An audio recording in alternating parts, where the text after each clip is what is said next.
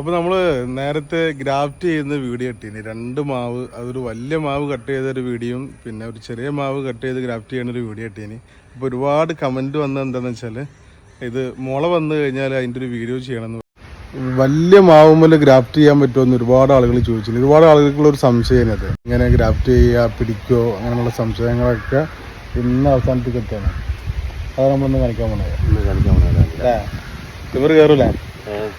നമ്മൾ വലിയൊരു മാവ് കട്ട് ചെയ്ത് നേരത്തെ വീഡിയോ ചെയ്തിന്. അപ്പോൾ അതിൻ്റെ റിസൾട്ടാണ് കാണിക്കുന്നത്. ഇതിൻ്റെ ആകാശ വ്യൂ നല്ല റിസൾട്ട് കിട്ടാം. അങ്ങനെ സിമർ ഇതാ കയറാൻ പോവാണ്. നമ്മൾ 2 മാവായിരുന്നു കട്ട് ചെയ്ത് ഗ്രാഫ്റ്റ് ചെയ്തത്. അതിൽ ഈ മാവ് ചെയ്തിട്ട് അധികം ദിവസമായിട്ടില്ല. ഇത് ഈ വീഡിയോ തന്നെ കാണിക്കാൻ പോകുന്ന മറ്റൊരു മാവ് നല്ലോണം ഇല വന്നിട്ടുണ്ട്. അത് രണ്ടും ചെയ്തതിൻ്റെ ഒരാഴ്ച ഡിഫറൻറ്റ് ഉണ്ട്. ഇത് മുള വന്ന് തുടങ്ങിയിട്ടേ ഉള്ളൂ.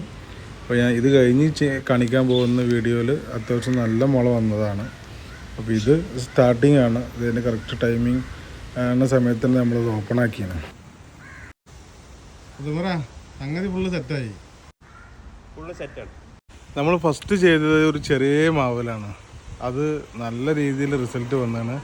അതിൻ്റെ കൂടെ ഈ വീഡിയോയിൽ നമ്മൾ ഉൾപ്പെടുത്തുന്നുണ്ട്. അപ്പോൾ നമ്മൾ 2 മാവിൻ്റെ റിസൾട്ടും കൂടെ കാണിക്കുന്നുണ്ട്. ഓക്കെ,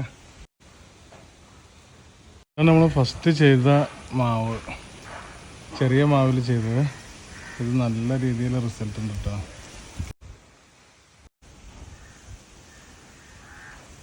അപ്പോൾ നമ്മൾ ചെയ്ത 2 പേർക്കും നല്ല റിസൾട്ടാണ്. അപ്പോൾ നിങ്ങൾക്കും ഇതുപോലെ ചെയ്യാനുണ്ടെങ്കിൽ ഞാൻ സാധിക്കാൻ്റെ നമ്പർ കൊടുക്കാം. അപ്പോൾ അതിൽ കോണ്ടാക്ട് ചെയ്താൽ മതി. ഇനി ഇതിൻ്റെ വേറെ വീഡിയോ ചെയ്യൽ ഇത് പൂവിട്ട് കായ്ച്ചിട്ടായിരിക്കും കേട്ടോ.